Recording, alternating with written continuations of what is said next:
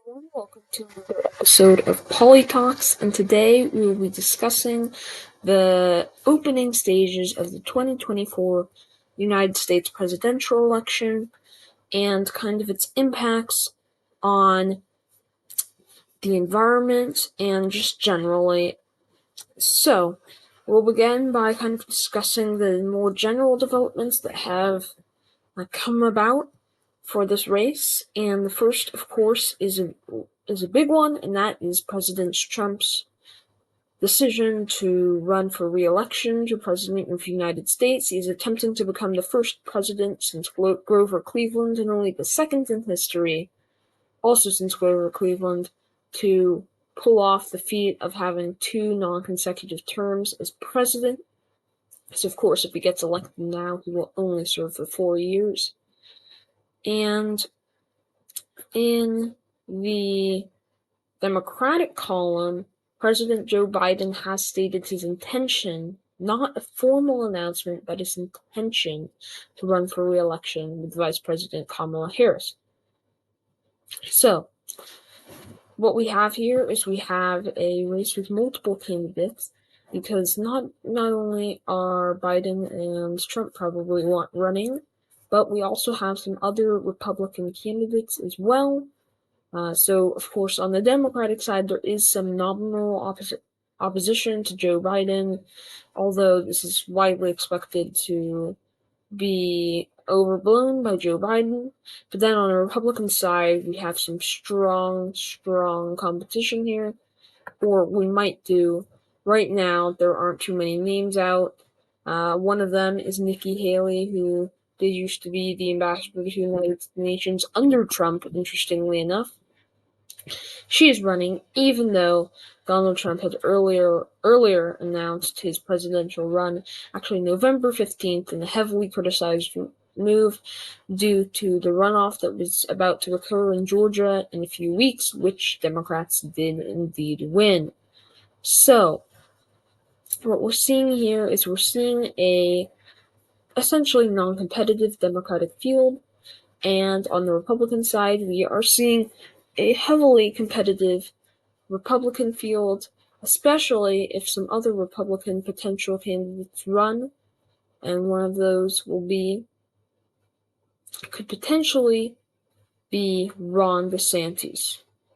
And this would be an absolute massive decision here, because Ron DeSantis is extremely popular in Florida and potentially across the South, and that would be Trump's largest challenger. He may benefit from Republican votes living in the primaries, but certainly he is not going to get past scot-free like he did in his second bid for president in 2020.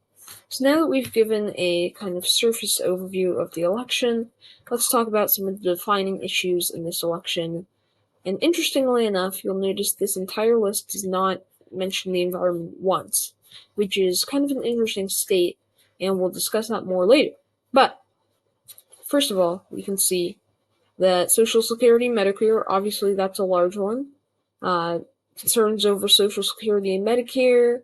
Republicans, Biden called out Republicans, and some ongoing battles with Republicans on that side. I personally don't think this issue will be too relevant by the time of the 2024 election, but certainly it may still remain pressing, and it certainly cannot be downplayed, as it is a livelihood for many. But I just believe, knowing American politics, that this kind of recent craze over Social Security will probably blow over by the time the election rolls around. Another one is education, which has been a battleground between Republicans and Democrats over recent years. Republicans, such as Republican Ron DeSantis and Republican Governor of just plain old Virginia, Glenn Youngkin, both of them have made substantial changes to education, banning several books and various topics in schools, which has been obviously heavily controversial. And so I do suspect this is a cultural issue, and I still suspect it will be relevant by the time 2024 rolls around. So that's another one to keep eyes peeled. Abortion, of course, That one has, obviously, a lot of the initial buzz has calmed down, but it cannot be understated how important of an issue this is to many, and the Supreme Court's decision to strike down abortion early last year, or in the middle last year, will certainly have a lasting impact on these on presidential candidates, and could potentially be deciding, as it was in the 2022 midterm elections, in which it may have given Democrats much better results than they ordinarily would have received. Foreign policy, this is another one I think that has been driven by recent events such as the Chinese spy balloon, although I do believe foreign policy will still be a major issue in 2024, if not for this, then for other issues, especially ones such as the Russia-Ukraine war, which is still ongoing and is a massive issue, and Joe Biden will certainly have some hurdles to face on that one, but certainly he will try and navigate those, and this will be another deciding factor in the election. Immigration, of course, has been kind of a talking point of Republicans Biden's entire tenure, with how many immigrants are flooding into this country, according to Republicans, and this is simply another issue that's really probably not discussed too much by most ordinary Americans on a daily basis, but certainly it makes for great political fights and battles, so certainly it's another one to keep an eye on. And then finally, I believe, or actually, second to last, we have LGBTQ related issues. This falls in with the general theme of Ron DeSantis and legislation banning LGBTQ books or practices uh, or similar rights for LGBTQ, which of course will be heavily protested in Republican states, and this will be a massive issue when it comes to the federal 2024 election. And then finally, for real this time, crime, another one that has been a Republican talking point for Biden's presidential years, and this one certainly will be discussed, and it may have actually led to great results for Republicans in some parts of the country, like in New York in the 2024 elections, and it's certainly not bad talking for Republicans, so we should probably anticipate some discussions about crime from Republicans in the coming years and weeks. So, we have a general overview of the issues being discussed in this election, but the issue that we are not seeing much discussion of is environment. These are 7 major issues, and environment isn't even mentioned within this list. And if I had to give a guess as to why, I would say it's not what many would consider to be a timely event. Obviously, there have been symptoms all around: hurricanes, flooding, mass extinction events, species going extinct in mass numbers. Uh, Although these are seen as what they are, purely on a surface level by many people, they're seen as hurricanes or flooding, and they're not seen as symptoms of an ongoing and rapidly escalating climate crisis.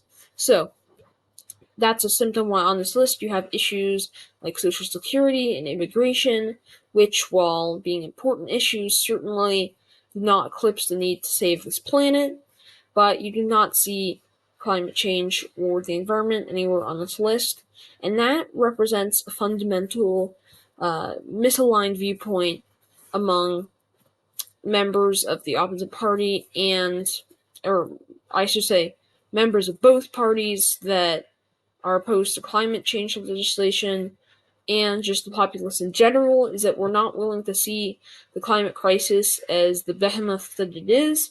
It's not simply some far-off issue that will only manifest in 10 to 15 years. It's already manifesting in terrible ways, and that will only worsen as the years progress. So, that is a simple overview of why environment should also be considered a major issue come 2024 in the presidential election. And this is an important election for environmentalism, as all elections are, because Democrats at the moment seem to be the only party willing to pass any sort of major climate legislation.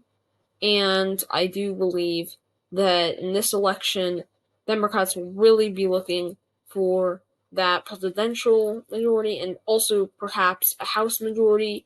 And if they're very lucky, they might squeak out a Senate majority, which is probably the only feasible outcome I could see them passing major, meaningful climate legislation that will actually address this crisis and not simply put it off or